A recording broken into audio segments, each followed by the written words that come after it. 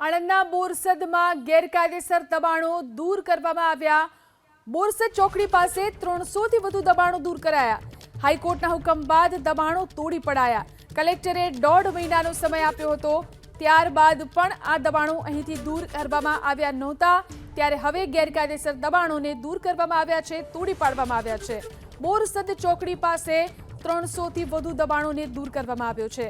હાઈકોર્ટના હુકમ બાદ આ દબાણો તોડી પાડવામાં આવ્યા। વધુ જાણકારી મેળવી અમારા સંવાદદાતા જલ્પેશ ફોન લાઈનથી જોડાયા છે।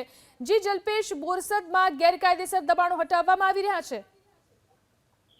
આણંદની બોરસદ ચોકડી નજીક જે ઝૂંપડપટ્ટી હતી તે ઝૂંપડપટ્ટીમાં ક્યાંક ને ક્યાંક તંત્રનું બુલડોઝર ફરી વળ્યું છે।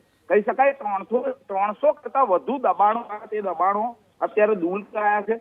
હાઈકોર્ટના ઓર્ડર બાદ આ જે જૂના દબાણો હતા, વર્ષો જૂના, તે દબાણો અત્યારે દૂર કરવાની કામગીરી ચાલી રહી છે।